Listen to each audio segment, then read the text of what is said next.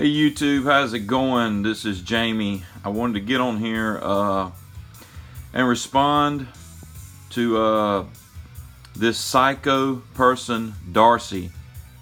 Darcy, you're crazy. This is kind of ridiculous, but I had to do this.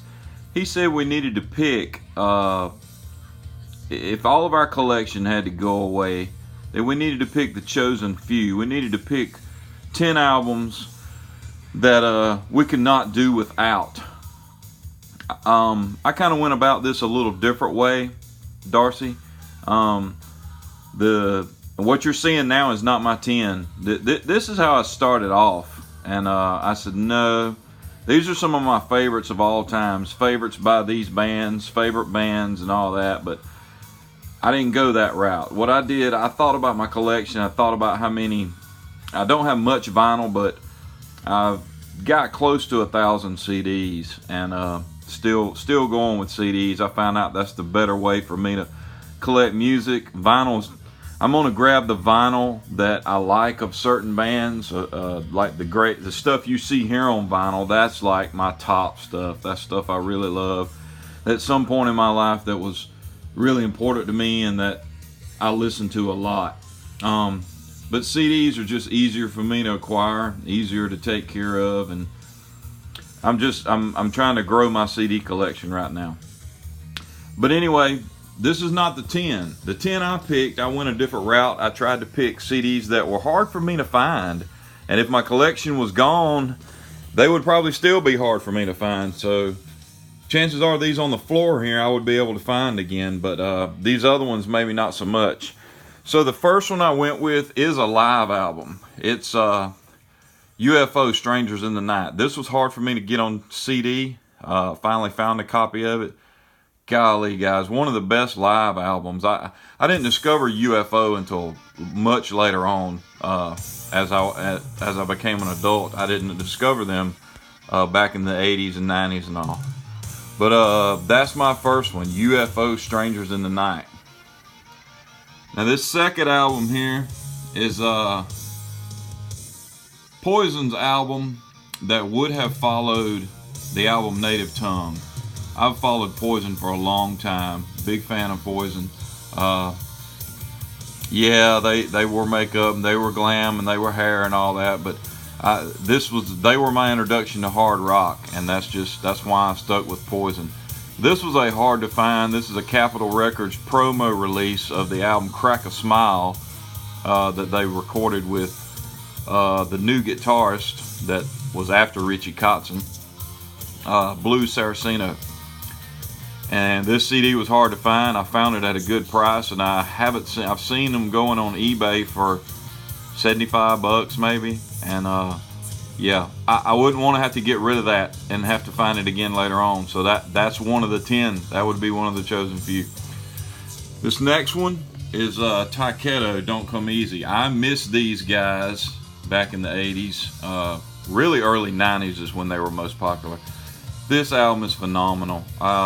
Their hooks, their catchy lyrics, all the songs, the playing is great. I missed them. I didn't get this CD until recently, and this was pretty hard for me to track down in my area. But a lot of these I may have bought in my area somewhere in Georgia, but a lot of them I may have got off eBay or Discogs or something like that. But there's the third one, Taiketo, Don't Come Easy.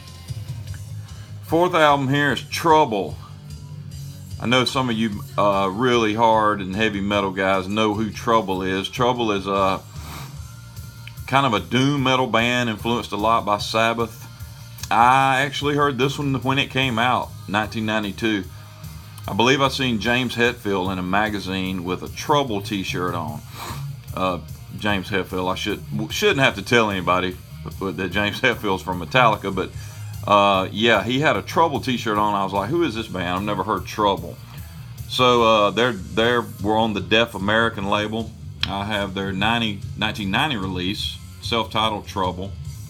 And this was the one after it from 92, Manic Frustration. Really cool dual guitars going on here. I mean, these guys played some really cool songs, really heavy band. So if any of you guys haven't checked out Trouble, check it out. Their albums preceding, before their 1990 album, they have, I believe, 3 or 4 from the 80s. They're expensive to get on CD. I've looked for those and haven't tracked any of those down yet. So that was the 4th one. We're all the way to number 5 now. This is Britny Fox. These guys, I believe I found out who they were because they had started opening for Poison on their Open Up Say Ah tour. I did not see them. I saw Tesla with Poison, but Britny Fox and Lita Ford had opened for them, and I saw Long Way to Love on MTV, and yeah, they look like Cinderella. You're absolutely right. Very cool album though. Very catchy songs. The Dean Davison had a very unique voice, much like Tom Kiefer from Cinderella. But yeah, Britny Fox. I wouldn't want to have to hunt this one down again. No way. So the next one, another glam band. You can see a pattern here, guys. I'm really stuck in the 80s. I think this came out 89, if I'm not mistaken. Pretty Boy Floyd, Leather Boys with Electric Toys. Yeah, it sounds cliche and cheesy and goofy, but these guys were cut straight out of the Motley Crue cloth, and the great album, great songs, catchy songs, just that heavy, metallic, grinding sounding metal that we know from the 80s. The next album is The Rat Race. This may be foreign to some people. Uncle Jim's Secret Garden. I stumbled on these guys in the early to mid 90s. They played local bars here in Georgia and Alabama. The lead singer's name is Derek Welch. Welsh, I believe. I don't know if you guys remember a band from the 80s called McQueen Street. That was his band, and that was his original band, but they broke up, and in the early 90s he formed this band called The Rat Race. They played their originals, they played some cover tunes, they played some Doors. They were groovy. I mean, you can tell they were a little on the psychedelic side, but it basically was straight up good rock. I mean, I've seen them a couple of times live. They're no longer together. This would have been 95, 96, guys, and their CDs, I bought these from the show, and I don't know if you can find these anymore. I would not want to have to hunt this down again. This is my original CD. I have 2 others. Their album before this was called Alice, I believe, and the album right after this was an acoustic album. So yeah, The Rat Race. Look them up on YouTube or check them out somewhere. Uncle Jim's Secret Garden. And the next one, which I believe we're on number 8, this is Heaven's Edge. Another one of the bands, I guess you could call it obscure 80s hair bands, whatever, from MTV. They had a video called Skin to Skin. That's where I remember them from. Never had this album until I found this on eBay last year, and it's not for me. It was not easy to find. It's something I wouldn't have to hunt for again for my collection. So Heaven's Edge, whole album is good from front to back. Never knew it was that good. So I believe that's number 8. And I ran out of space as I'm sitting up here. Guys, I couldn't go. This is not, well, the original one is kind of hard to find, and the remastered one is junk. I've heard the remastered songs. I love this album from front to back. Rust in Peace is my introduction to Megadeth. I can put this on any time of the day, any day, listen to it from front to back. I do like Peace Sells. I remember that video from MTV. Didn't really listen to that whole album and have it burn in my brain as much as this one. So I guess this one's kind of different from the other ones I picked, but because this may not be a surprise or it may not be hard to find, but actually the original copy for me was hard to find. So there you go, Rust in Peace. I believe we're on number 9, if I've counted right.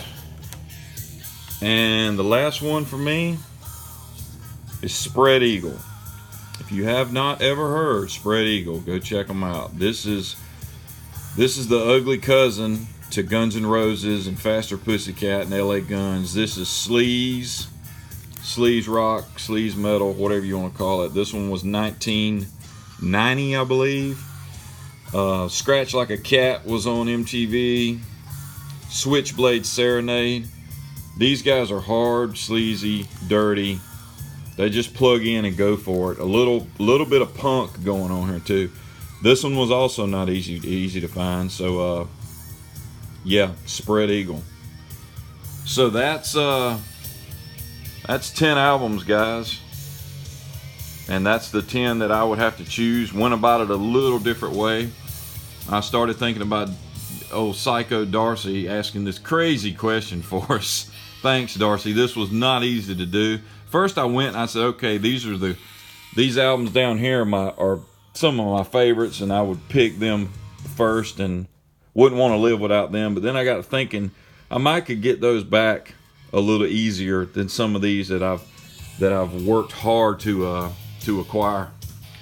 So that's the way I interpreted the question. Hope that's cool. I don't know if you heard in the background. That's Kicks. The album's called Show Business. And I thought I knew, but I need to look again. The album come out, it's not on the back. Okay, so this was 95, 96 maybe, I'm guessing. Love Blow My Fuse, love Hotwire. I don't have anything before Blow My Fuse. The original album, Cool Kids, Midnight Dynamite. Those are hard to get on CD also. I'm still looking for those. But this Show Business is what you're listening to in the back. Not the best Kicks album, but still better than a lot of stuff. So that's it for me, guys. Wow, I went almost 12 minutes on this video. Well, over 12 minutes. So, hey, I love watching all you guys' responses and videos on YouTube. Darcy, Metal Mickey, Andy from Cloudy Milder. That's just a few I'm naming right now. Dude 1973, Chris, haven't seen you lately. Get on here and show yours. I know you have a massive CD collection. But thanks, guys, and we'll see y'all later. See ya.